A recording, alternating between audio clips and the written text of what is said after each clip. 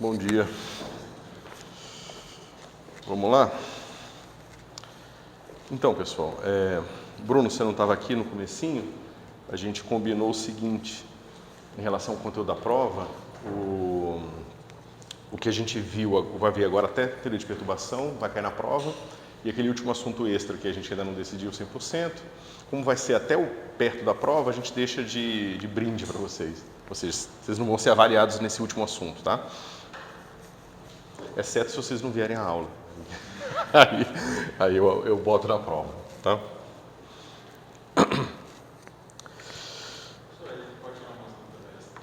Claro.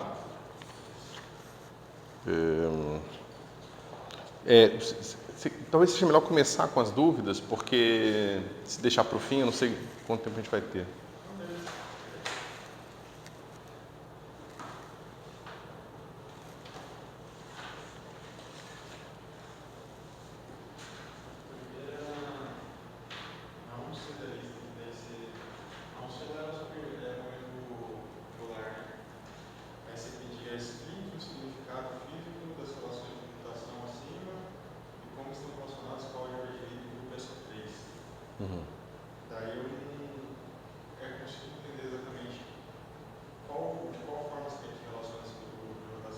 Deixa eu ver aqui. Tem. Você só quer que fale que tem a ver com o produto vetorial ou aquela questão de área lá que você tinha comentado? Ou que... Na verdade, é bem mais simples que isso. É só uma questão de que essas relações aqui, em geral, são as relações que os geradores do grupo satisfazem. Ah, beleza. É só isso. Só para você explicar, né, que o que eu queria mostrar para a gente viu em aula o que? A gente saiu do grupo e foi para a álgebra, certo? Aí, na lista de exercício, eu sugeri você fazer uma coisa diferente. Em vez de você olhar isso do ponto de vista da teoria de grupos, você constrói os geradores de momento angular usando as relações deles, né? Por exemplo, o LZ como xpy menos ypx, certo?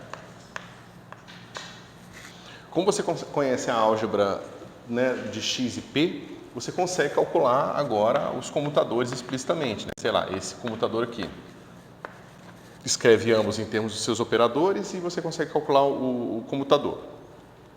E aí você vai ver que isso aqui vai ter uma certa álgebra, né? E essa álgebra, por acaso, não tão por acaso assim, vai ser essa álgebra que vem do grupo, entendeu? Só para vocês verem os dois caminhos diferentes. Se você pensar do ponto de vista da construção mais do observável físico primeiro e depois do estudo da álgebra dele, ou do jeito que a gente viu em aula, que é primeiro a gente estuda as transformações, das transformações a gente tira a álgebra, e aí da álgebra a gente tira os observáveis. Eu só quis fazer a lista complementar no sentido de caminhar na direção oposta, entendeu? É só isso, não é nada complicado não.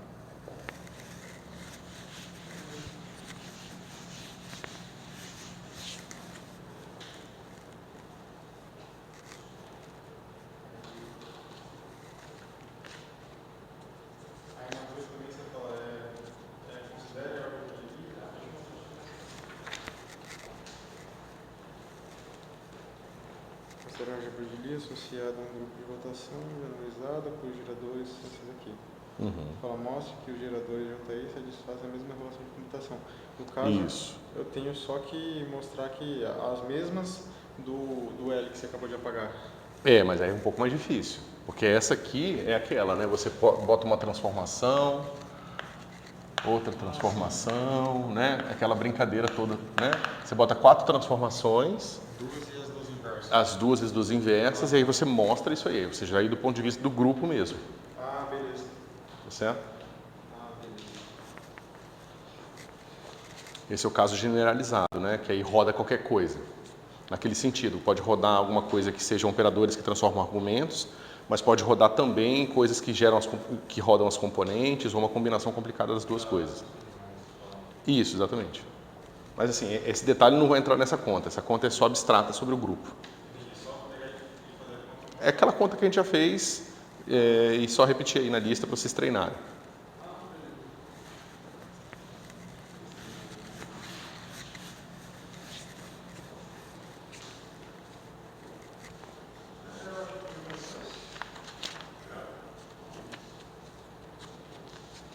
Tranquilo? Oi? Pode, manda sim. Que aí, segunda-feira, a gente... Quando vocês me avisam com antecedência, eu consigo preparar uma explicação. Quer dizer, se for uma coisa complicada, se for uma coisa simples assim, é só perguntar. Mas se for uma coisa um pouco mais delicada, assim, de envolver uma explicação mais longa, manda e-mail e aí segunda-feira eu trago para vocês uma discussão. Beleza? Mas eu acho que não vai ter nada assim, não. Bom. Podemos seguir em frente, pessoal? Então, na aula passada, o que nós vimos é o seguinte. Vocês me digam se isso está ok para vocês. Então, a gente tinha aqui uma newtoniana que era feita de um pedaço de fundo e uma que eu escrevi aqui, H1, que depende do tempo, certo? Aí, o truque que a gente usou foi o seguinte, a gente escreveu o nosso vetor de estado de uma forma que a gente sabe que já simplificaria nosso problema justamente por já fatorar a evolução da parte da newtoniana zero, tá certo? Ou seja, a gente escreveu isso aqui como sendo uma coisa assim, dn de t, e aí a gente botou a energia de fundo, nt sobre h cortado, e aqui os estados de fundo, né?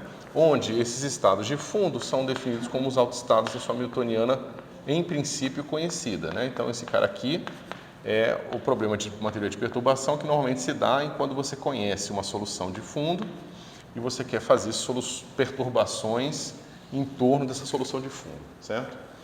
Então, esse aqui é o mini sumário do que a gente fez, né? Newtoniana, fundo mais perturbação, ou seja, esse cara vai ser considerado pequeno. Escrevo meu vetor de estado dessa forma. Por que dessa forma? Porque eu sei que se esse pedaço aqui fosse zero, né, esse cara aqui ia ser solução exata da minha evolução temporal, tá certo? Da minha equação de Schrödinger. O que nós vimos é que quando temos esse objeto aqui, o que vai acontecer é que a gente vai ter uma coisa que é assim, soma sobre n, aqui não precisa especificar, e aqui vai ficar IH cortado d n de t, né? Deixa eu ver, isso, N0, deixa eu botar o N0 de fora, menos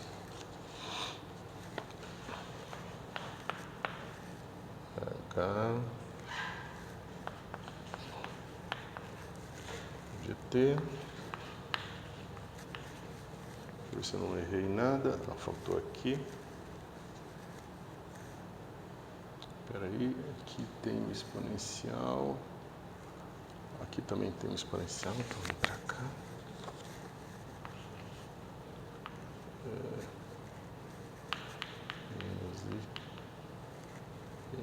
N0 sobre H cortado. Aí vocês me digam se isso aqui está tranquilo para vocês.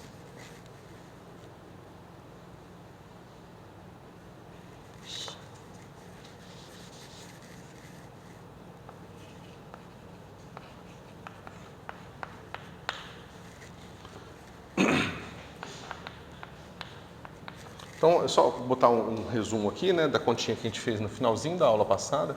O que a gente fez? A gente pegou a equação de Schrödinger completa, que é IH cortado psi ponto igual H0 mais H1 de t psi, certo? Substituiu esse formato aqui, daí que veio o nosso d ponto, a derivada temporal, tá certo? É claro que a derivada temporal é a única coisa que vai acontecer aqui do lado esquerdo. Tem a derivada desse cara vezes esse, a derivada desse cara vezes esse. A derivada desse cara vezes esse dá energia de fundo, tá certo? E o lado direito, quando atua, esse cara aqui vai tirar a energia de fundo também desse cara, né? Agora do estado, por isso que vai cortar com o lado esquerdo e vai sobrar só isso aqui. Não, isso vai sobrar só esse cara aqui. Então, foi um pouco confuso, mas é isso. Só para lembrar, a derivada aqui, pela regra de Leibniz, vai atuar ora aqui e ora aqui, né? Então vai ter dois termos. esse termo que está aqui e o outro termo que é essa derivada que está a energia de fundo.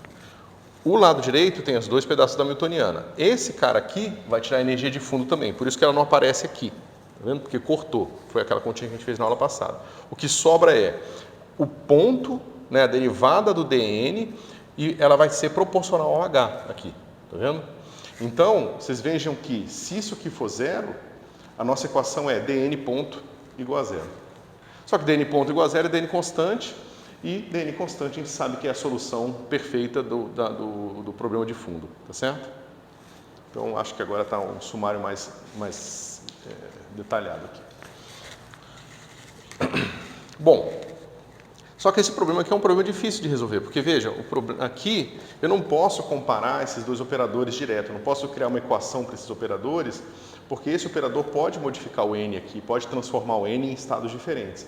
Aqui é um operador identidade, então em princípio não faz nada.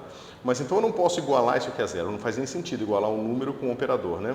Então o que eu posso fazer é o seguinte, eu posso projetar esse estado num estado m, né? E aí eu vou obter o seguinte, vai ficar soma sobre m de nariz de, deixa eu ver, I H cortado dN ponto, e veja, aqui é a identidade. Quando eu projetar com M aqui, ou seja, eu vou pegar aqui o estado M de fundo, né, e vou calcular aqui, esse M vai com esse N, porque aqui só tem identidade. Então vai ficar delta NM. Lembrando que a gente está trabalhando com estados ortonormais, né? Então por isso que só dá aquela delta ali.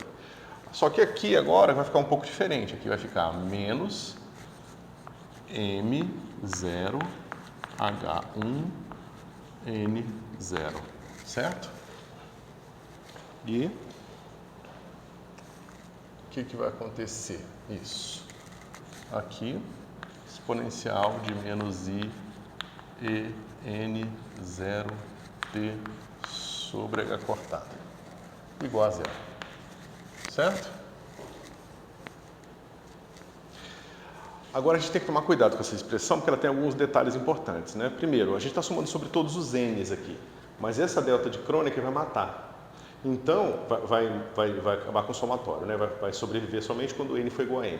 Então, esse termo aqui, na hora que ele estiver multiplicando esse pedaço da soma, ele vai ficar fixo em M, certo? Porém, o outro termo vai continuar sendo somado, porque essa soma aqui a gente não faz analiticamente, porque isso aqui não é, né? Ou seja, esse cara aqui é diferente de uma delta de Kronecker aqui, certo? Ou seja, todos aqueles elementos de matriz podem existir. Maravilha. Então, a gente separa os dois pedaços, vai ficar assim, IH cortado exponencial de menos I e N0T sobre H cortado, D ponto M, aqui é M, ok? Vai ser igual, aí eu já vou passar para o lado direito, vai ficar assim, soma sobre N de, cadê você? Tá. De exponencial de menos I e N0T sobre H cortado, N0, H1 de T, N0. Ok. Bom, então veja o que está acontecendo. Eu posso jogar esse pedacinho para lá para ter uma expressão mais razoável aqui. Então vai ficar assim, I, H cortado, D, M ponto, vai ser igual, deixa eu ver qual é o sinal que eu mantenho, positivo, tá. Então veja, esse cara está sinal negativo, ele fica para cá positivo, vai ficar assim, soma sobre N de exponencial de I, T sobre H cortado, e aqui vai ficar assim, EM 0 menos EN0. Né? Esse é o que estava aqui no lado direito, esse cara que veio do lado esquerdo. E aqui continua assim, N0, H1 de T, N0. Ok? Lembra das coisas que a gente estava vendo na aula passada sobre os tensores esféricos? A gente sabe que os tensores esféricos eles vão contribuir com o momento angular igual à característica do tensor aqui. E a gente sabe que esse estado aqui ele pode ter também um momento angular. Então, por exemplo, nesse tipo de conta, que é muito parecido com o que vai acontecer no espalhamento em física de partículas, a gente sabe que esse estado aqui ele vai ter contribuições se somente se o momento angular adicionado do operador ao estado tiver presente aqui. Porque senão você vê que o estado M não vai ter contribuição desse cara aqui. Então você vê que se aqui for um campo elétrico, que é um cara de spin 1, e esse cara também for de spin 1, aqui na soma de spin 1 com spin 1 tem alguma coisa diferente, porque tem spin 1 também, porque lembra? 1 com 1 dá 0, 1, 2. Esse cara que for spin 1 também funciona. Agora, se esse cara tiver um spin diferentão nele aqui, talvez na adição aqui a gente não consiga algo diferente de 0. Então, de cara, você consegue, na teoria de perturbação, usar a estrutura de rotação desse operador para já saber se isso aqui vai dar 0 ou não, tá certo? Então, a gente vai fazer o seguinte, a gente vai dizer que o nosso ômega mn é definido como sendo energia de M menos energia de N. Essa diferença de energias aqui, certo? E a gente pode agora simplesmente só reescrever mais uma vez para ficar aqui direitinho. Aqui, desculpa pessoal, eu tenho esquecido de colocar o D. Aqui, ó, tá vendo que tem um D aqui, ó? Eu esqueci de botar ele aqui. Aqui. Agora eu posso botar aqui. Okay.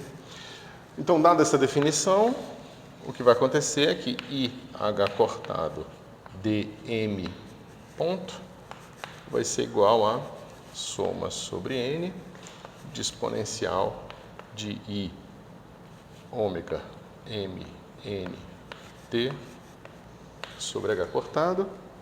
Desculpa. Eu já quero esse cara aqui, ó, sobre H cortado, tá certo?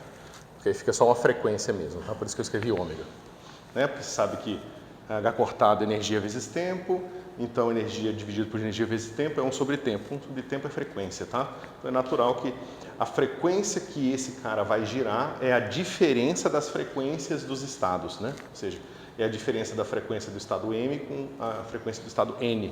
Por isso que é esse giro relativo de um estado ao outro, tá certo? Ok. Aí sim vem M, H1, T, N, T, N. Tá? E bom, agora, pessoal, o que a gente tem? O que nós temos aqui? Um conjunto de equações diferenciais ordinárias acopladas. Porque esses caras aqui, ó, eles podem acoplar o enésimo com o emésimo, tá certo? No livro ele gosta de adotar a notação de que o estado final a gente rotula com F, né? Então esse estado aqui, ó, que eu projetei, é um estado final qualquer, tá certo? Mas isso aqui tanto faz, é só uma letrinha. Ok. Só que vejam, esse aqui é um problema complicado, né? Porque você vê um monte de equação diferencial que eu não consigo resolver analiticamente, porque eu tenho D aqui. Então, em princípio, eu teria que diagonalizar esse cara aqui. Se eu conseguisse diagonalizar esse operador, eu conseguiria pegar a parte diagonal e resolver analiticamente, certo? Mas se eu conseguisse diagonalizar esse operador aqui, é a mesma coisa eu ter diagonalizado o meu operador total inicial. Então, é justamente o que a gente supõe que a gente não sabe fazer. Porque se nós soubéssemos diagonalizar esse cara aqui de cara, a gente não teria que fazer teoria de perturbação, a gente resolveria analiticamente o nosso problema. Então, a gente supõe que o problema de diagonalizar esse negócio aqui é muito complicado, é muito difícil, a gente não consegue fazer de uma forma compacta, então a gente quer resolver isso aqui de outra forma. A outra coisa que nós temos aqui é a suposição de que isso aqui é uma perturbação, certo? Se esse cara for uma perturbação, então eu posso pensar que de alguma forma, em algum tipo de métrica que eu posso colocar no espaço dos operadores, esse operador é menor que esse operador, certo? sem definir precisamente essa métrica no espaço dos operadores, porque isso aí realmente levaria a gente para um curso de física matemática bem complicado, a gente vai simplesmente supor que isso faz sentido, tá certo? E vai pensar o seguinte: esse cara também é uma perturbação, certo? Por que esse cara aqui é uma perturbação? Porque eu sei que quando o meu H é zero, esse cara aqui é zero, tá certo? Então eu posso fazer a seguinte hipótese: eu posso dividir, eu posso dizer que o meu D ponto de T é uma coisa de ordem H1. Tá certo? Mas como é que eu posso fazer isso? Eu posso dizer o seguinte, ó, o meu D de T, N aqui, ele é um certo D0 N, que é uma constante, mais esse pedaço aqui, D1 N de T. Tá certo? E esse cara eu vou supor que é pequeno. Tá certo? Bom, se eu substituir de volta lá, vai acontecer o seguinte: eu vou ter IH cortado. Esse termo, por definição, da forma que eu defini, ele é constante, então a derivada dele é zero. Então aqui entra só a derivada do D1 aqui, certo? E o lado direito vai ficar assim: soma de N exponencial de ômega MNT, e aqui vai ficar assim: M0, H1, N0, e aqui vai ficar assim: D0 mais D1, N, né? Deixa eu ver se eu esqueci nada, aqui é M. Bom, mas vejam, esse cara aqui é um termo de ordem 1, né? Esse cara é termo, ele é proporcional à primeira potência da H1 aqui. Esse cara é de ordem 0, então ele é H1 0 aqui. Só que esse cara é H1 também de potência 1 aqui. Certo? Então eu tenho uma coisa de ordem 1 vezes uma coisa de ordem 0, ou uma coisa de ordem 1 vezes uma coisa de ordem 1. O de ordem 1 vezes ordem 1, é claro que é ordem 2, então eu posso desprezar esse termo aqui. Tá certo? Outra maneira que as pessoas pensam nisso é a seguinte: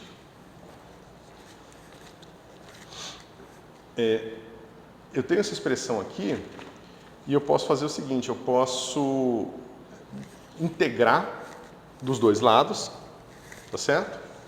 Se eu integrar dos dois lados, isso aqui é a maneira mais precisa, tá? Uma outra forma que você vai encontrar frequentemente nos livros é o seguinte: imagina que eu vou fazer o seguinte, eu vou integrar esse cara aqui, dn, dm de t menos dm de t0. Certo? Então eu integrei o lado esquerdo, integrei de t0 a t, tá certo? E o lado direito vai ficar assim, ó, soma de n integral de exponencial de i ômega mnt. Eu vou botar um telinho aqui para não confundir. M0 H1 de t, N0, e aqui dn de t. Tá certo? dt. dt. Linha, linha, linha, t0 a t. Tá claro o que está acontecendo aqui? Eu simplesmente peguei essa expressão, troquei o t por t' e integrei de t0 a t. Tá certo? Obtive esse negócio aqui. Mas veja, isso aqui está dizendo para mim o quê?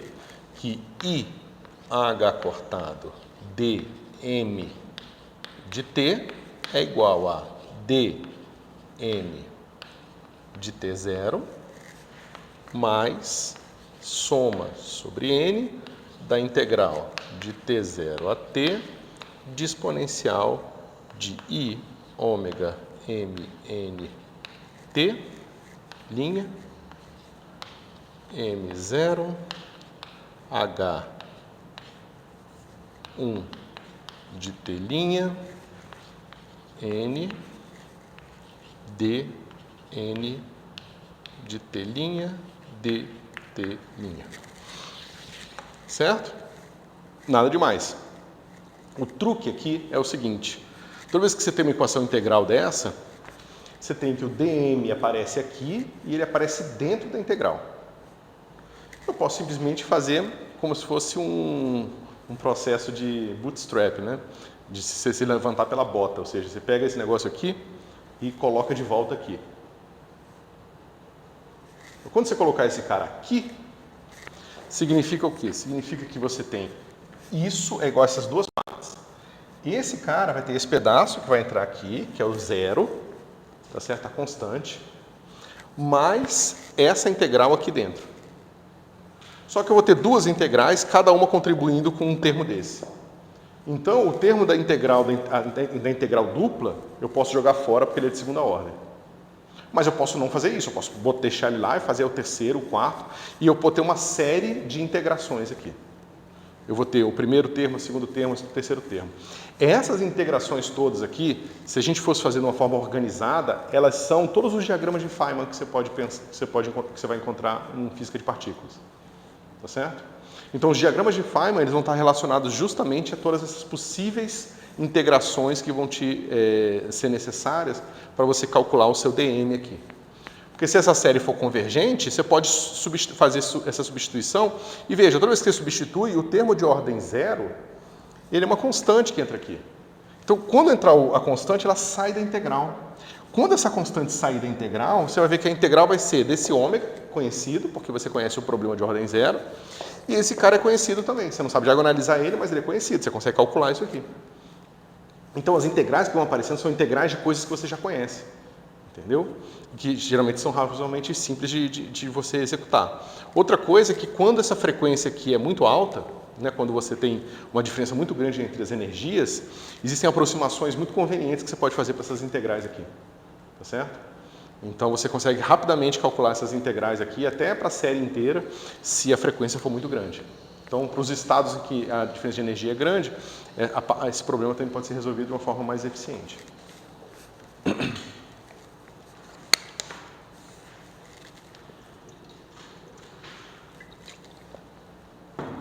Essa brincadeira de você pegar uma equação diferencial, transformar numa equação integral e depois ficar substituindo ela nela mesma, é uma coisa que acontece frequentemente. É uma das técnicas que a gente usa frequentemente em física.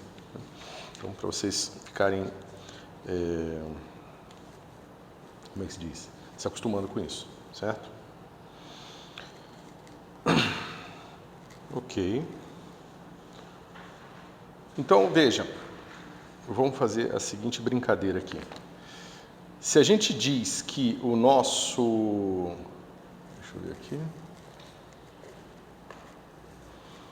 A gente vai fazer a seguinte hipótese. A gente vai dizer que o nosso D de ordem zero de M de T vai ser igual a delta MI. Tá certo? Deixa eu deixar N aqui para ficar melhor. Tanto faz, tá? Vou botar N só porque é mais consistente com o que eu vou fazer depois. O que eu estou dizendo aqui, pessoal, quando eu faço isso? Se a gente voltar aqui atrás, eu estou dizendo que inicialmente o meu psi ele está num estado puro da newtoniana de fundo. Ou seja, se você quiser pensar que a dependência no tempo é daquela forma, né? Ou seja, eu vou dizer o seguinte, para explicar isso aqui, imagina que meu H1 de T, ele vai para zero quando T for para mais ou menos infinito, certo? Em algum sentido aqui, tá? Como a gente tem uma métrica para medir o tamanho dela, a gente tem uma métrica para saber se ela foi para zero, certo? Então eu estou dizendo o seguinte, o meu problema, ele começa no menos infinito aqui do tempo e ele vai para o mais infinito aqui do tempo. A minha newtoniana de interação, ela vai fazer uma coisa assim, ó. né? Então isso aqui, claro que uma newtoniana não é uma curva, né? Mas é só para vocês pensarem aqui que o que é que seja a métrica que eu calculei o tamanho da newtoniana é de forma que a newtoniana é zero aqui e diferente de zero aqui no meio. Mas então significa que o meu problema aqui é governado simplesmente pela minha newtoniana de fundo. E o meu problema aqui também é governado pela minha newtoniana de fundo. Tá certo? Então significa que se eu coloco aqui a minha condição inicial do psi de t, do meu psi zero aqui, como sendo simplesmente o estado I0, eu estou dizendo que o meu sistema está inicialmente num alto estado de energia de fundo. Tá certo? Que é isso aqui em termos do D. Por que é isso aqui em termos do D, pessoal? Porque a gente sabe que o D, a parte constante do D é esse pedaço aqui que a gente está pegando, é o nosso D inicial. Certo? A gente podia fazer o contrário também, mas assim é mais conveniente porque a gente sempre geralmente pensa do passado para o futuro, não do futuro para o passado. Ou uma combinação complicada dos dois. Bom, mas o que acontece aqui é que frequentemente eu vou querer saber quem é o meu estado aqui, né? Digamos que eu quero saber quem é o meu psi de mais infinito. Quem é esse cara? Ok? Bom, vamos ver o que a teoria de perturbação diz pra gente. Se a gente faz essa escolha aqui e substituir aqui, o que a gente vai ter? Pessoal, isso aqui está claro? Tem alguma coisa que vocês queiram perguntar? Isso aqui, digamos, é a estrutura, é como nós estamos enquadrando o problema, tá certo? O problema pode ser enquadrado de diversas formas, a gente não precisa fazer isso, né? Essa hipótese que esse cara aqui vai para zero antes e tal, mas o tipo de problema que a gente quer modelar é o problema de tipo de espalhamento, entendeu? Um problema que você tem uma newtoniana de fundo, que as coisas são partículas livres, interagem e depois vão sair livres de novo, entendeu? Por isso que a gente está agora nos focalizando a nossa atenção nessa maneira particular de modelagem, tá certo?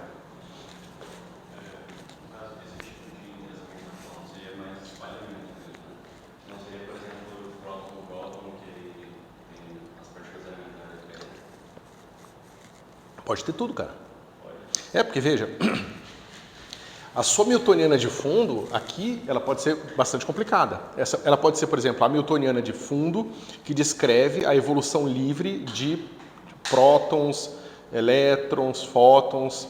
Ela pode, né, descrever a propagação livre de todos os campos que você conhece na natureza. Poderia escrever uma newtoniana de fundo do próton, como se fosse a dos quarks, por exemplo, como constituir ele e aí analisar antes e depois do choque, por exemplo. Se você quiser fazer cromodinâmica quântica, sim. Mas se você quiser, por exemplo, saber que se você vai mandar um próton e um elétron, o que vai sair do outro lado, porque dependendo da colisão, você pode quebrar o próton, você pode criar um monte de partícula e antipartícula, né? Você pode criar vários pares. Mas esses pares, se eles estiverem longe um dos outros, porque a ideia é sempre essa, né? A interação vai acontecer no centro, vai estourar ali o que é que seja o que vai acontecer, e essas partículas vão ficar longe umas das outras para que elas possam ser descritas novamente como partículas livres. Você pensa num elétron e um próton, mas se eles estiverem longe um do outro, do ponto de vista do detector, basta ela estar em tamanho macroscópico para a gente, que do ponto de vista microscópico a interação é zero, entendeu? Então, contanto que elas se afastem o suficiente depois da interação, a gente consegue descrevê-las depois com H0. Certo?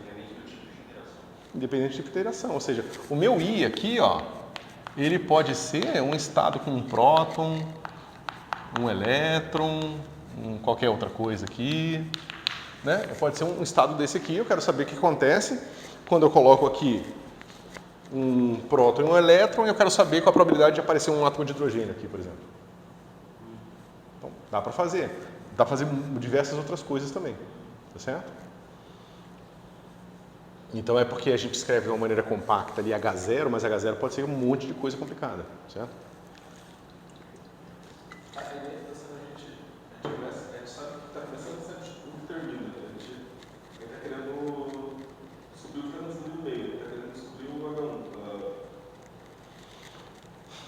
No laboratório, frequentemente é isso que vai acontecer. Ou seja, digamos que você não sabe da interação fraca, ou da interação forte, ou qualquer coisa. Mas você consegue controlar esse pedaço do experimento e esse pedaço do experimento. Ou seja, esse cara aqui é o seu emissor de partícula e esse é o seu detector de partícula. Você é um cara que estudou muito o seu detector, você sabe como ele funciona, você sabe a energia do elétron, você sabe quanto é que a polarização do fóton, você sabe tudo. E aí você repete, né? Você bota o elétron e o próton, ou o próton e um próton aqui, e mede aqui de novo, o que vai acontecer, e aí você vai inferir características sobre a newtoniana de interação. É assim que você descobriu, claro que é uma versão hiper simplificada, mas o bóson de Higgs é assim.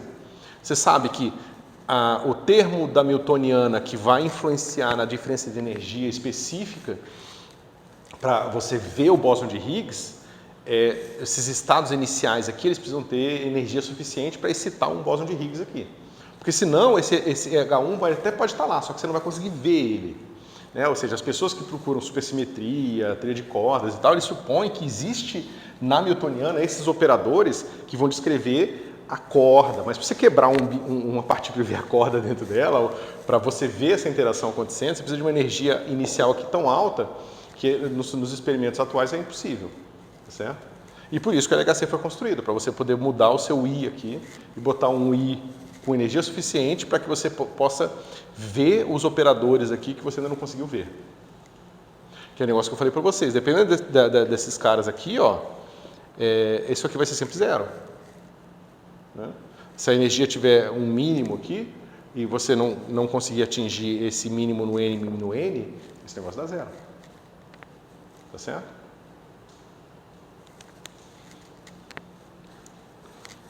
Tá tranquilo?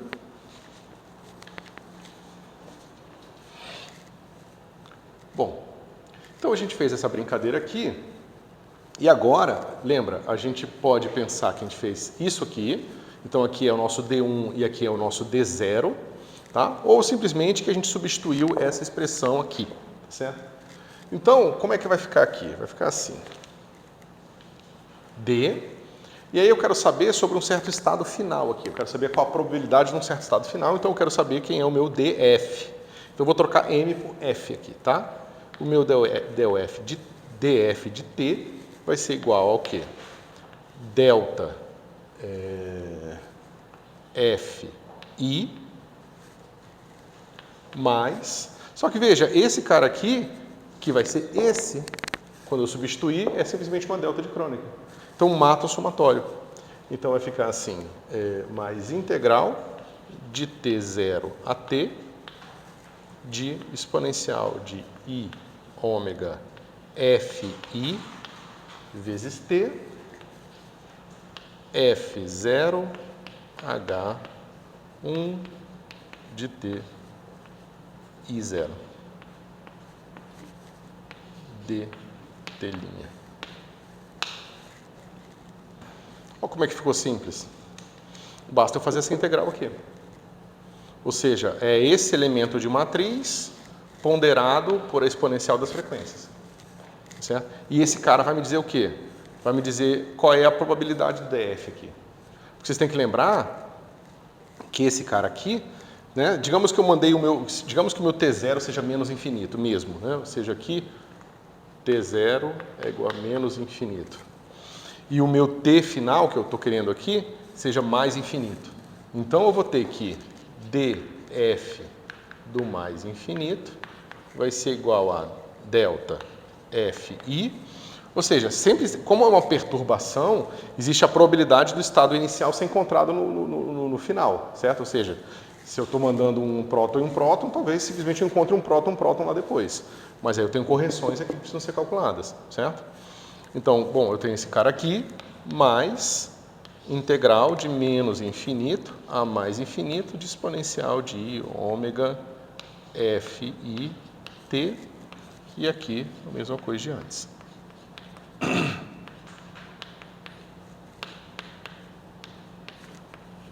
dt'. Tá certo? Mas quem é esse cara aqui? Né? Aquele cara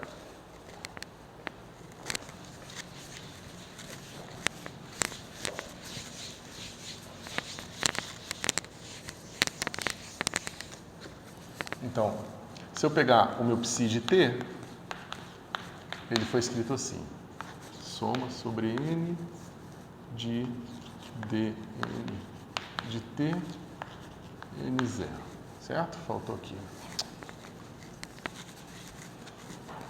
Exponencial de menos I e N0, P sobre H cortado, N0, certo? Que eu tinha feito antes.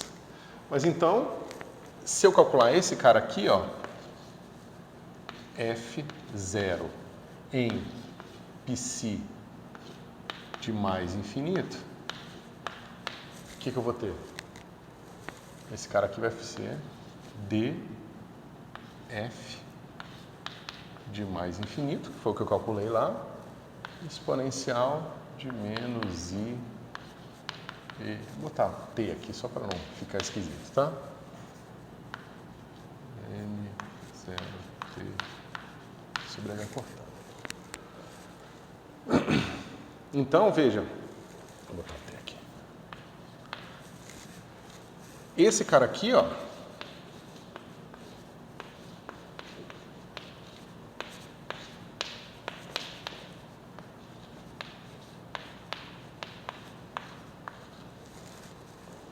certo? Esse cara é a probabilidade de eu encontrar o meu estado nesse estado final aqui. Né? Esse estado final faz sentido, porque é justamente o estado em que a Hamiltoniana zero passou a dominar totalmente, né? Que é essa região aqui, em que eu consigo dar significado para os meus estados, justamente porque aqui quem domina é a Hamiltoniana zero, tá certo? Então eu posso saber qual a probabilidade de eu sair de I e chegar em F, tá certo?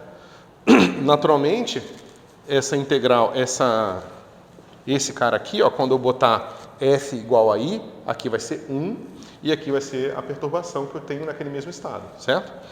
Então, isso aqui vai dar 0, vai dar uma integral aqui razoavelmente simples de fazer, tá certo? E aí eu consigo calcular, né, qual a probabilidade dele permanecer no estado inicial, mas eu também posso calcular a probabilidade de ter transitado para qualquer outro estado aqui, ó. Ou seja, aquela brincadeira, eu pego um meu oscilador harmônico com uma partícula carregada oscilando, boto o campo elétrico, ligo o campo elétrico, desligo o campo elétrico. Qual a probabilidade do oscilador harmônico que estava inicialmente no estado 2 aparecer no estado 8? É 0, é diferente de 0? Ou seja, a gente pode fazer essa pergunta e responder agora matematicamente. Tá certo?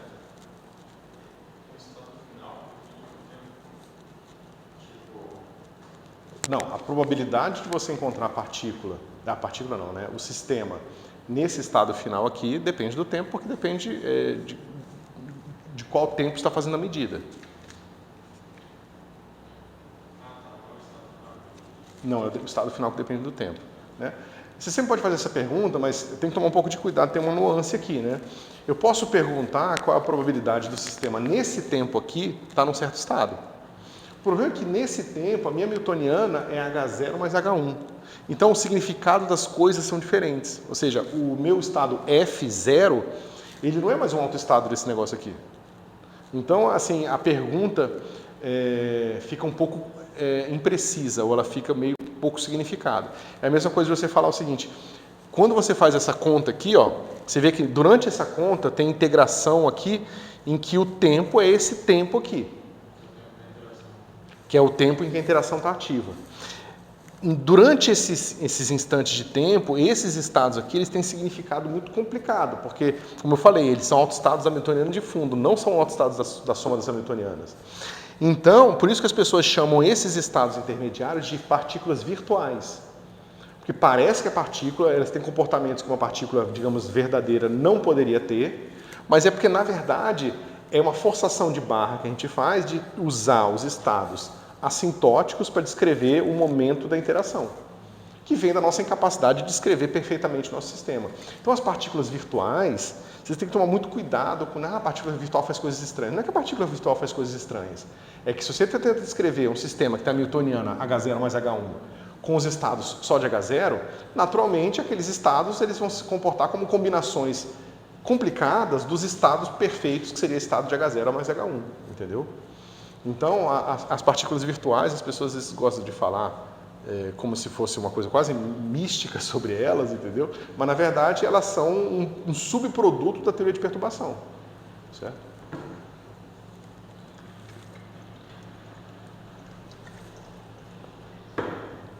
Bom, e naturalmente, para que isso aqui faça sentido, a gente precisa que dFi de t menos delta Fi seja muito menor que 1.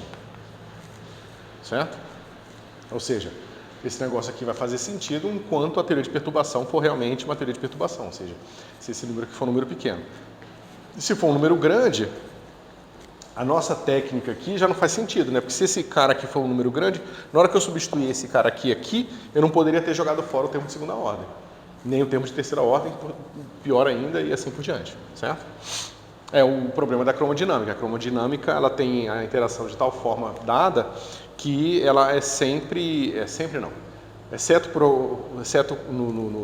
quando ela é assintoticamente livre, ela não é perturbativa, certo? Por isso que as pessoas têm que fazer na rede, fazer discretizando o espaço, tem que fazer outras técnicas de cálculo, né? Ok. Bom, vamos ver agora, pessoal, um exemplo.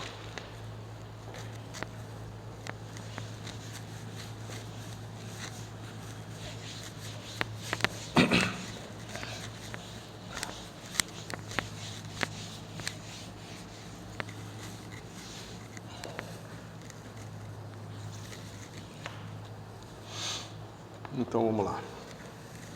Um oscilador harmônico, que é o exemplo que eu falei para vocês tantas vezes, né? Vamos dizer o seguinte, eu tenho que minha Hamiltoniana, ela é assim, igual a menos carga do elétron, o campo elétrico, x exponencial de menos t ao quadrado sobre tal ao quadrado. Tá certo? Pessoal, vocês podem imaginar que isso aqui, né?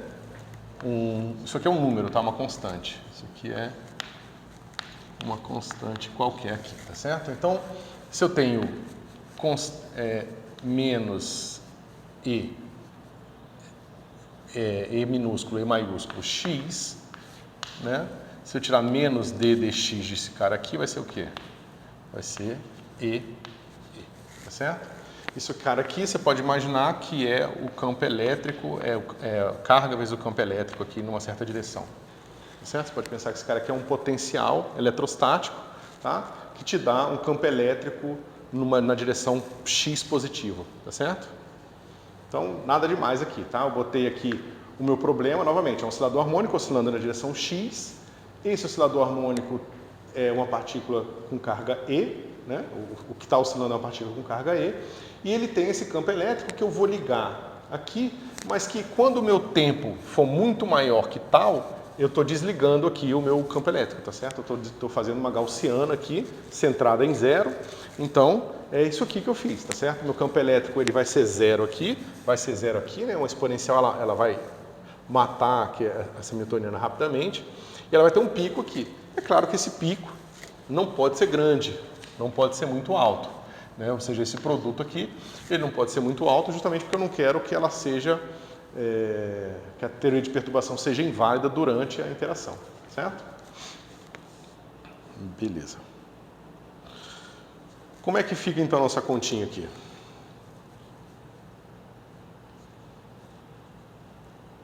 dn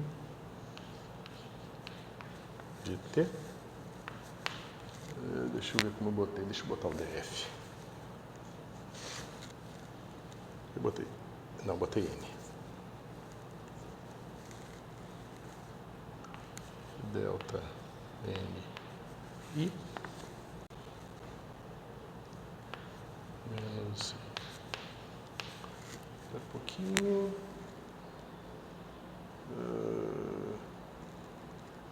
Por que tem esse cara aqui? Peraí. Esse aqui tá certo. E eu esqueci alguma coisa aqui, pessoal. Peraí. O que eu esqueci? Ah, tá. Desculpa. Eu cometi um erro aqui, ó. Tem esse IH cortado aqui, tá vendo? Então, eu esqueci dele quando eu passei para cá. Eu esqueci que tem que ter menos I sobre H cortado. Ou 1 sobre IH cortado, tá? Então, aqui é menos I sobre H cortado. É só esse cara daqui, tá? Que eu esqueci de jogar para o outro lado. né? Ele tem que estar aqui também.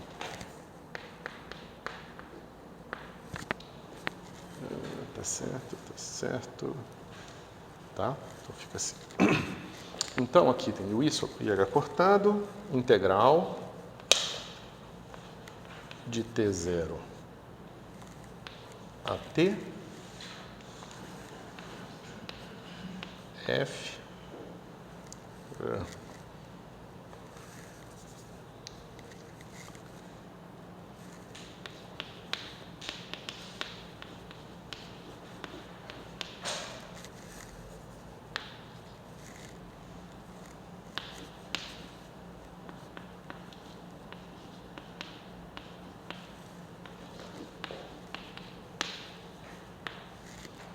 ok?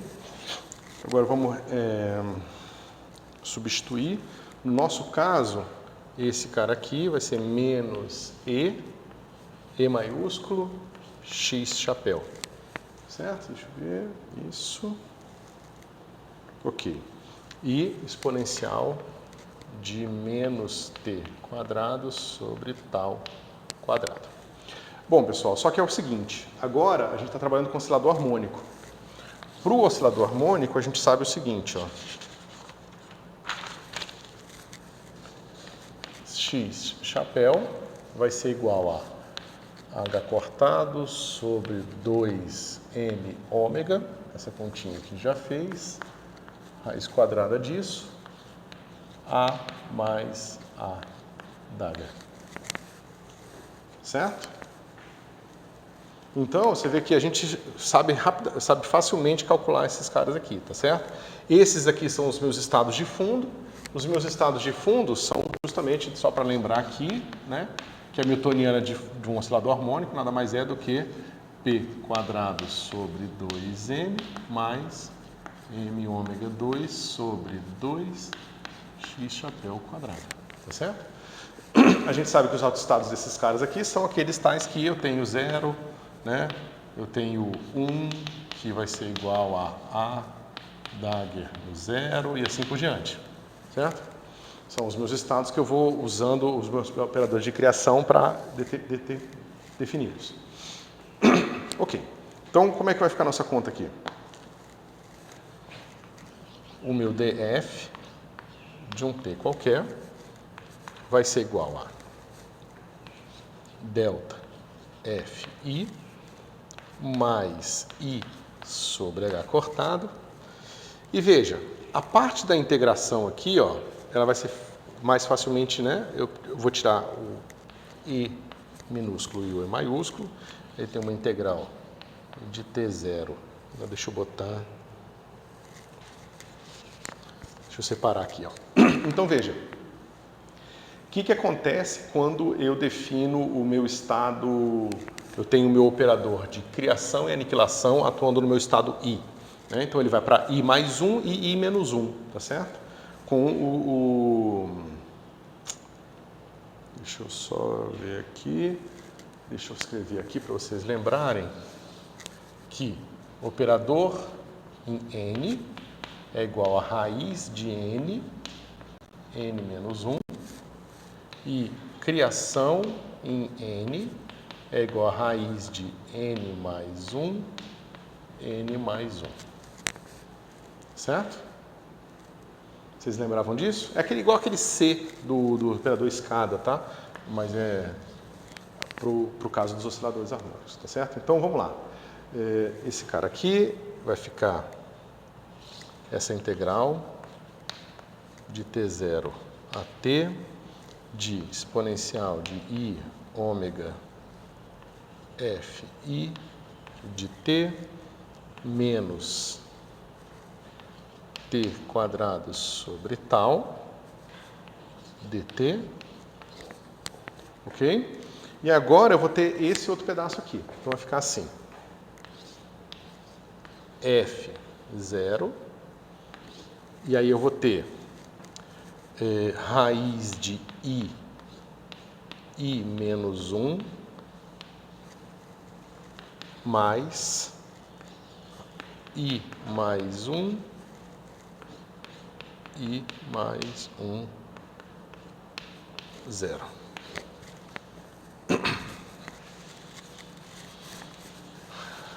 Tá claro, pessoal? Tá confuso? Eu já estou aplicando a fórmula final, que eu já deduzi no caso genérico, né? Justamente para saber como é que vai ficar os meus Ds aqui.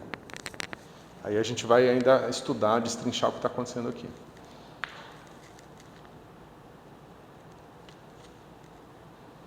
Deixa eu ver se a gente não está perdendo nada. Ok. Bom, primeiro, você vê que daqui a gente já tira algumas conclusões, né? Então, vamos escrever aqui df de t mais i e sobre h cortado. Aí eu tenho aquela integral que eu vou deixar para a gente pensar nela daqui a pouquinho. T0 a t exponencial de i ômega f i t menos t quadrado sobre tal quadrado. Né? E agora aqui eu vou ter o seguinte, eu vou ter aqueles dois termos, deixa eu ver se eu esqueci nada, não. Então vai ficar assim, raiz de i delta de f com i menos 1 mais raiz de i mais 1 delta f com i mais 1.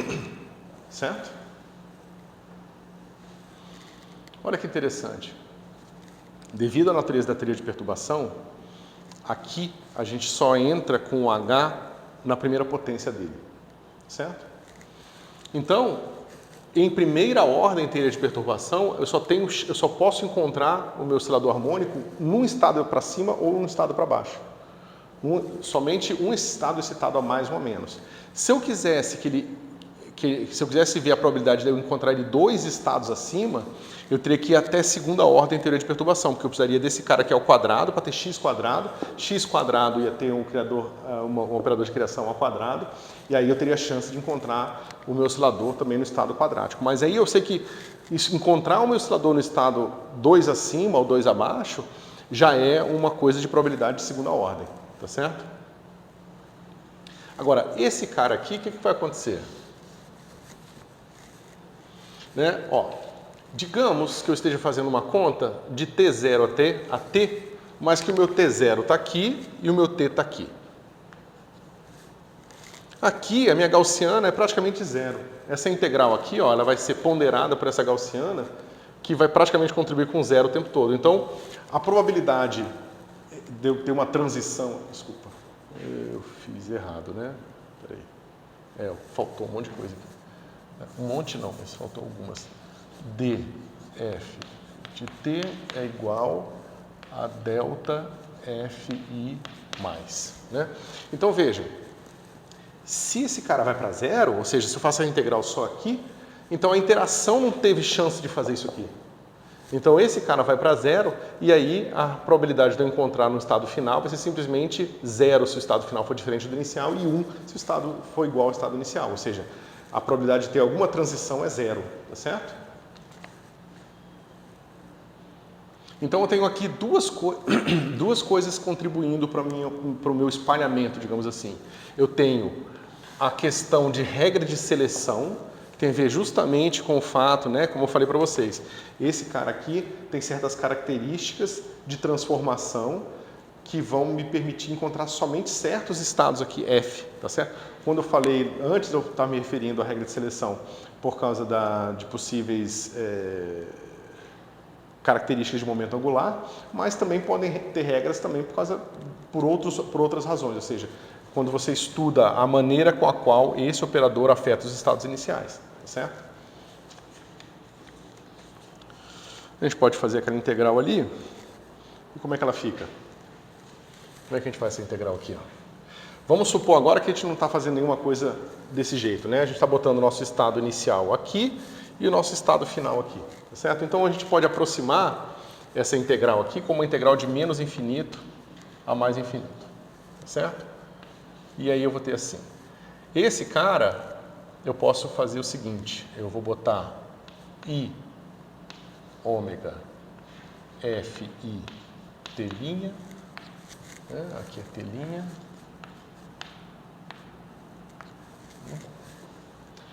Eu vou multiplicar por tal ao quadrado, isso, e vou dividir aqui por tal ao quadrado menos t quadrado, certo? Então, eu vou botar esse menos aqui do lado de fora, botar um menos aqui, botar um mais aqui, certo? Como é que fica isso aqui, pessoal? T', aqui eu posso botar só t mesmo, para simplificar a minha vida. Né? Porque eu estou integrando de menos infinito a mais infinito, eu não preciso me preocupar com isso. Então, esse cara vai ficar assim, integral de menos infinito a mais infinito, de exponencial de menos, aí eu vou botar aqui, então vai ficar assim, eu divido por 2 e multiplico por 2, menos 2i, então vai ficar assim, t menos, aí o t já está aqui, o 2 está ali, vai ficar i ômega i f tal ao quadrado sobre 2 ao quadrado, né? Quadrado do primeiro está aqui. 2 vezes o primeiro vezes o segundo, então 2 vezes t vezes isso aqui, é esse pedaço aqui, né? Então, naturalmente, eu vou ter um último termo que é esse cara aqui ao quadrado que eu preciso subtrair, mas ele ao quadrado tem um i aqui, né? Então, eu somo com WIF tal ao quadrado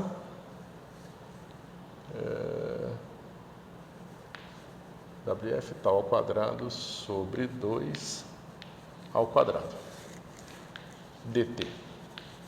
Isso aqui está claro, pessoal? E é tudo aqui dividido por tal ao quadrado. Isso aqui está claro? Ok. Mas a gente sabe quanto é que é essa integral aqui, ó. Essa integral é a integral de uma gaussiana com variância.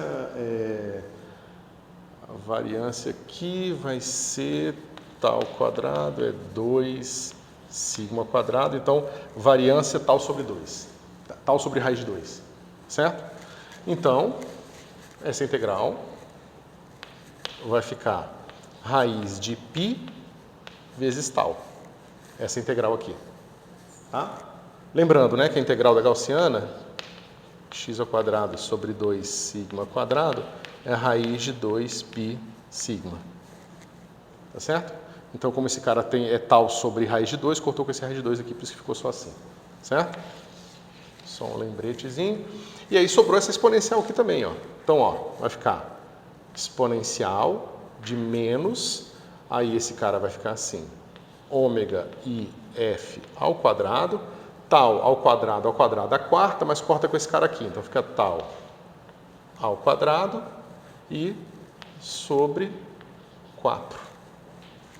Deixa eu ver se eu não errei nada. Isso mesmo, certinho. Ok?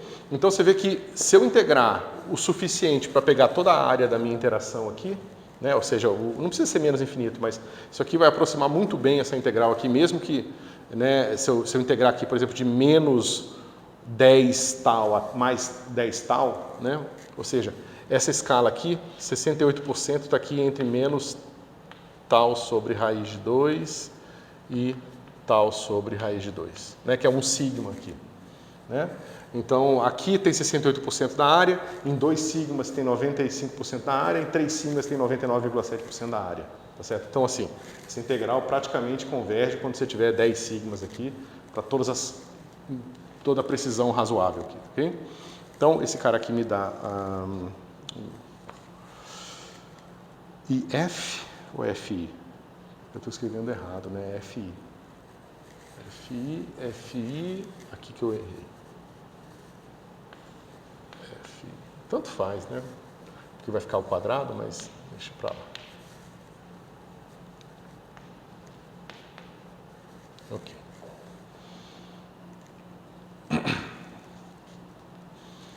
Bom. Se eu quiser, por exemplo, saber qual é a probabilidade de sair do 0 para o 1. basta eu dizer que o meu I é 0, né? Então isso aqui vai ser D1 ao quadrado, que vai ser assim. Deixa eu pegar aqui. Esse cara tá aqui. Já um módulo quadrado vai ficar assim. E2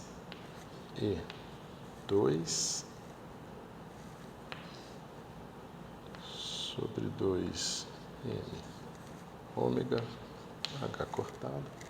Pessoal, aqui eu esqueci desse fator aqui, tá vendo? Do X.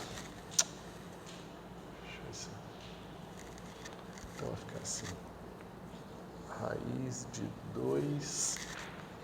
2M ômega sobre H cortado. Aqui também, dividido por raiz de 2M ômega sobre H cortado, tá? Que é esse termo aqui, ó.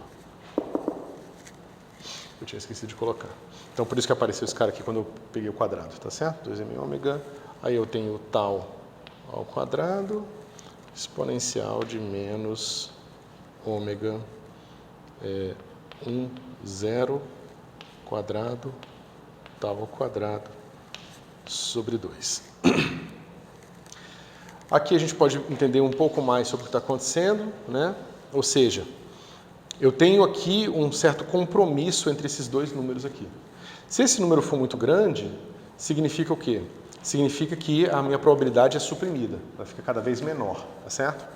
Mas o que significa esse número aqui ficar grande?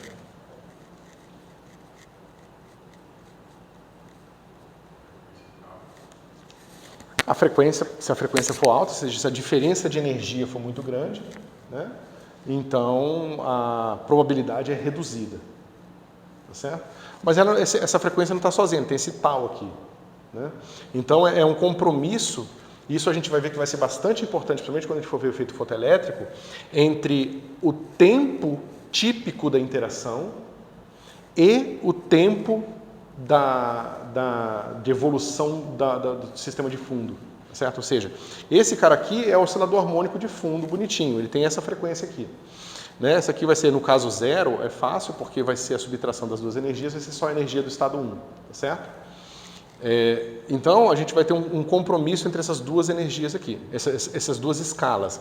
A escala de tempo da oscilação de fundo e a escala do seu, digamos, de tempo da sua interação, tá certo?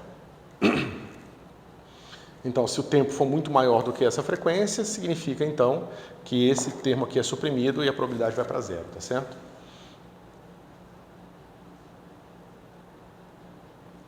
Deixa eu ver se eu consigo...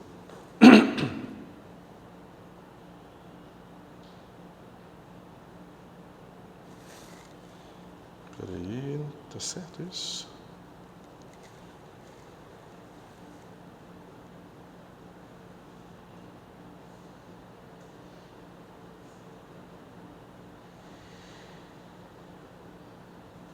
Tá certinho, né? O quadrado tá. Então deixa eu pensar.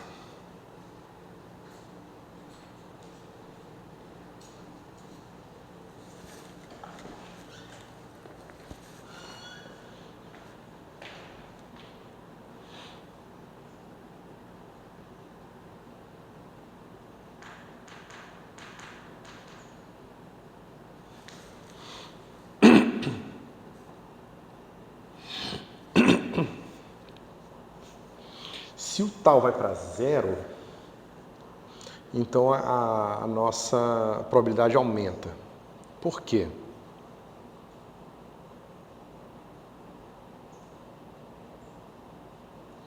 Tá. Acho que é mais fácil pensar ao contrário. A probabilidade ela vai ser cada vez menor se o meu tal for cada vez maior. Tá certo? O que significa isso aqui? Significa que eu estou fazendo o seguinte, imagina que eu tenho um problema de oscilação, está oscilando. Aí eu estou fazendo uma interação, modificar esse cara.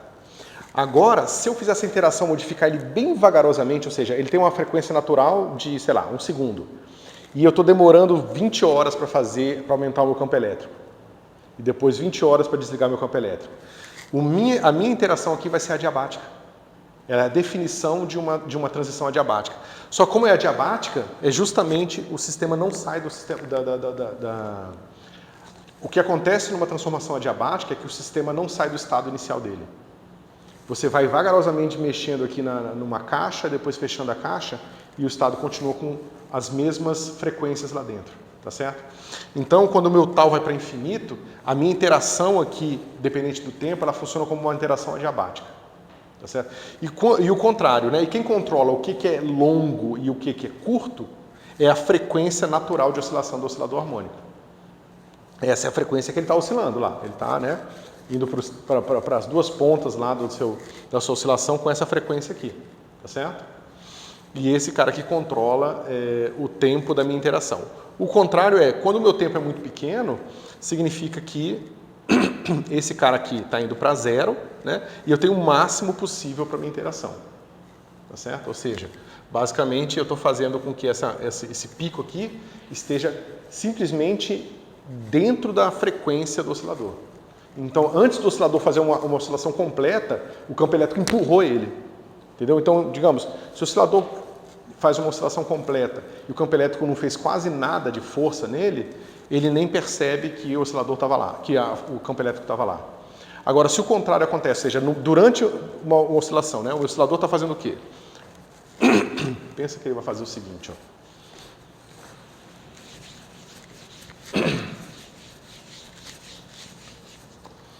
Né, digamos que o meu tempo esteja passando para cá. E o meu oscilador vai fazer o quê? Ele vai vir para cá, para cá, para cá, para cá. Né? Então, a minha partícula, meu elétron vai vir para cá, depois ele vem para cá, depois ele vem para cá. Quando eu coloco um campo elétrico bem vagarosamente aqui, esse oscilador todo ele vai ser, como é que se diz, deslocado para cá. Só que o deslocamento que ele sofreu para cá, que tem a ver com a força que eu coloquei no meu campo elétrico, é praticamente igual ao que ele sofreu para cá.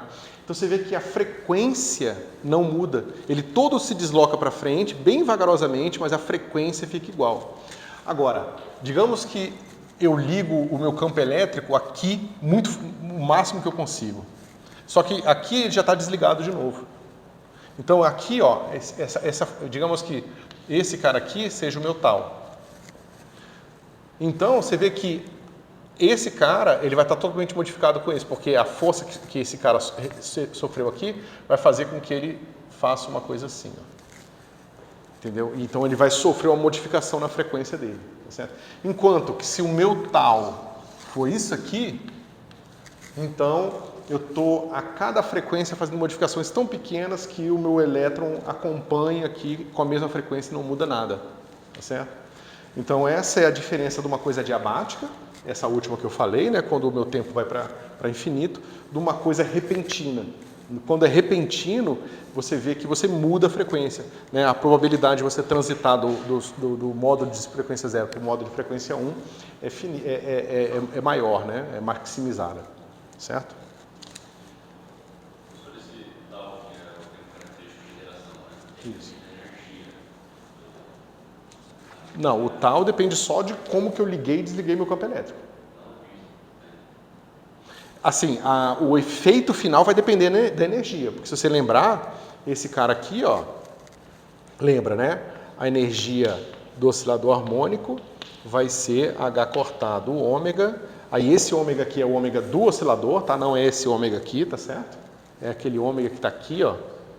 Então esse aqui é o ômega do oscilador, é N mais meio. Então a gente sabe que o ômega NM nada mais é do que H cortado ômega N menos M, que é a diferença das energias. O meio cortou, né? E aí a gente vê que o ômega NM é esse cara aqui. Então o ômega 10, ele é simplesmente H cortado ômega. Tá certo? Desculpa, é isso aqui, tirou H cortado. Né? Porque tem que dividir, né? É a diferença das energias dividido. Cadê? Eu botei em algum lugar isso aí. Quando eu defini o ômega, é a diferença das energias dividido por H cortado. Então é só isso aqui, né? É ômega NM. Aí a gente está fazendo justamente do 1 para o 0, né? Então 1 menos 0 é 1, então é simplesmente o ômega do oscilador aqui. Certo? Então, a energia está aqui. Agora, por exemplo, se eu estivesse transitando do estado 1000 para o 999, ia ser a mesma coisa, né, no caso, ia ser simplesmente 1 sempre, né? Porque é a diferença dos dois. Mas se eu tivesse com interações de mais alta ordem aqui, ou se o meu campo elétrico... Porque veja, o meu campo elétrico é muito simples, né? Aqui o campo elétrico ele é constante. Agora, o meu campo elétrico podia ser quadrático aqui. Podia ser um campo elétrico que aumenta quando eu ando em X. Se ele fosse quadrático aqui eu ter polinômios mais complicados. Quando eu levar o meu X chapéu ao quadrado, eu vou ter potências de A ao quadrado, A dagger ao quadrado. Então, eu teria aqui interação mais forte e eu ia permitir diferenças maiores aqui, tá certo? Então, você vê que a energia do sistema, que está associada à frequência de oscilação do sistema, vocês têm que lembrar que na mecânica quântica a energia é sempre oscilação. Né? É aquilo que a gente viu lá no comecinho, quando a gente tinha a diagonalização perfeita da newtoniana, a evolução temporal nada mais é do que colocar aquele termo de oscilação para cada autovetor da energia, certo? Então, é a combinação da frequência natural do sistema, que tem a ver com a energia do sistema, e o tempo de interação que te dá o resultado final da interação toda do sistema inteiro.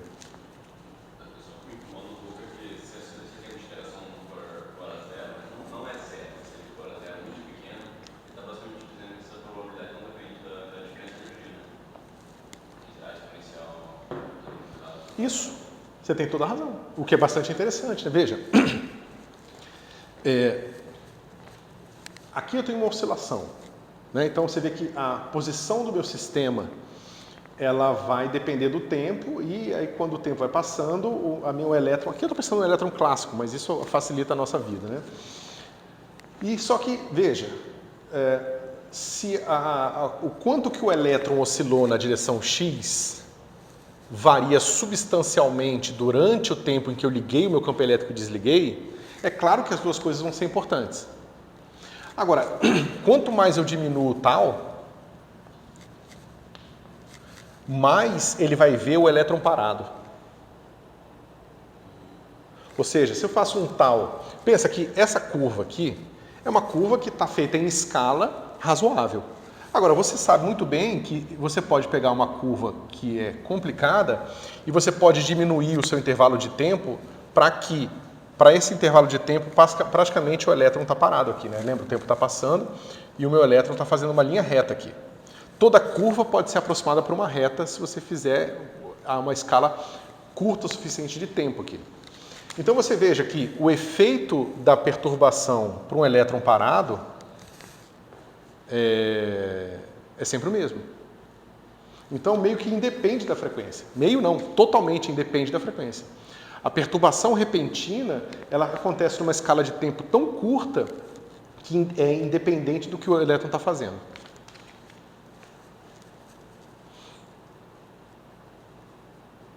Esse é o significado desse cara aí para zero.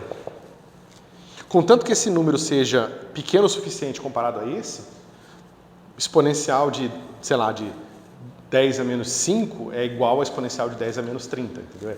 É tão próximo de 1 que tanto faz, entendeu? Porque é aquilo, né? Exponencial de x é igual a 1 mais x mais e assim vai. Se esse cara é 10 a menos 5 ou 10 a menos 30 ou 10 a menos 80, meio que tanto faz aqui, é praticamente 1 já, entendeu? Então, é aquilo que eu estava te falando. Uma curva, ela pode sempre ser aproximada por uma reta se você estiver passando um intervalo de tempo pequeno o suficiente. Então, se agora eu fiz um zoom aqui, digamos que eu peguei esse pedacinho aqui ridículo da minha interação, fiz um zoom e fiz esse cara aqui. E o meu tal é assim, é isso que eu estou falando. Esse tal, para esse intervalo de tempo aqui, praticamente ele está vendo o elétron fazendo uma linha reta. Então o efeito perturbativo é sempre o mesmo.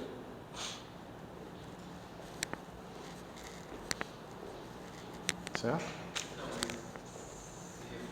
quando ela se vai a zero, essa probabilidade ela só depende dos outros parâmetros, né? É como se ela fosse instantânea a transição, né? Então, mas aí eu não posso fazer uma coisa dizendo que vamos tomar cuidado com uma coisa primeiro. A minha interação que eu fiz, ela é assim. Cadê? Cadê ela original? Onde é que eu botei? Não botei. Aqui. Essa interação ela tem que tomar cuidado, porque se o meu tal for para 0, basicamente ela não vai para uma delta de Dirac. Porque, veja, ela não tem um raiz de π tal aqui. Ela não está normalizada. Então, se eu faço ela ir para 0, você vai ver que tem esse tal aqui na frente que vai fazer com que a probabilidade seja 0. Tá certo? Aquilo que eu estava falando, ele vai ocorrer se eu fizer essa normalização aqui. Mas veja, essa normalização é um tanto delicada. Porque se eu faço essa normalização, basicamente o que eu estou falando é que, digamos, o efeito integrado do campo elétrico é o mesmo, independente do intervalo ser longo ou curto. Né? Veja, o que acontece com uma gaussiana quando a variância vai para 0? Ela vai ficando mais estreita, mas ela vai ficando mais alta, porque a área dentro dela está sempre igual a 1. Então, quando se eu normalizo aqui para que, digamos, o efeito do campo elétrico seja o mesmo, aí esse termo aqui não vai estar aqui, e de fato esse cara não percebe a natureza da oscilação, tá certo? Mas para isso eu preciso normalizar, porque se eu não normalizo, eu estou falando o seguinte, eu estou botando um campo elétrico finito e eu estou diminuindo o tempo que ele age. Então, como eu estou diminuindo o tempo que ele age, e não estou aumentando o campo elétrico quando eu diminuo esse tempo, porque veja aqui, se eu tiver normalizado, quanto mais eu diminuo o meu tempo, mais eu aumento a intensidade do campo elétrico. Se eu não estiver fazendo essa compensação aqui, então, quando eu mandar o meu tal para 0, esse termo vai levar para 0 a minha probabilidade.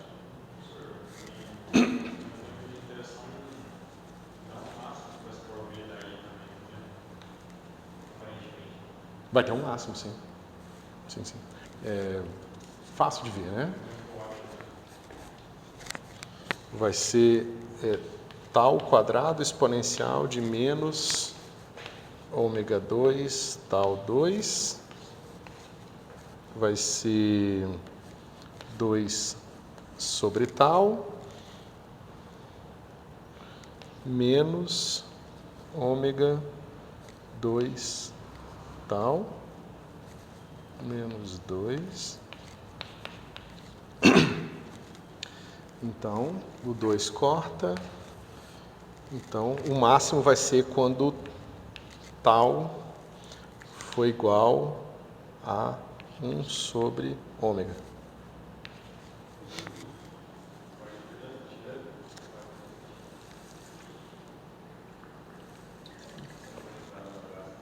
Né, deriva em relação a tal e igual a 0. E aí esse é o tempo máximo. Bom, é mais ou menos de se esperar, né? Dá exponencial de 1 aqui, mas esse cara aqui vai ficar 1 sobre ômega, né? Isso, aí você vê campo elétrico quadrado, é energia do campo elétrico. Então vai ser a razão das energias aqui, né? Vai ter uma coisa tipo razão das energias. Beleza. Bom, deixa eu ver.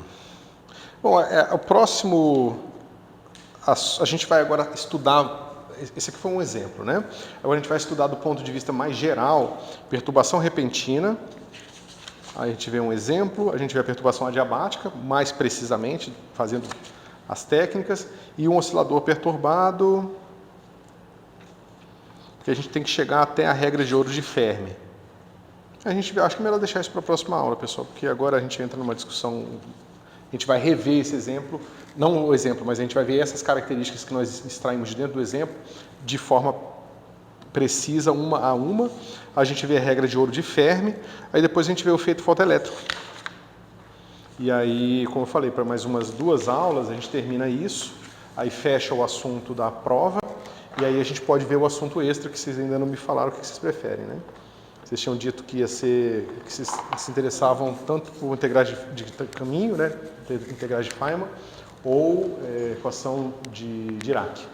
Aí vocês me digam depois o que vocês preferem.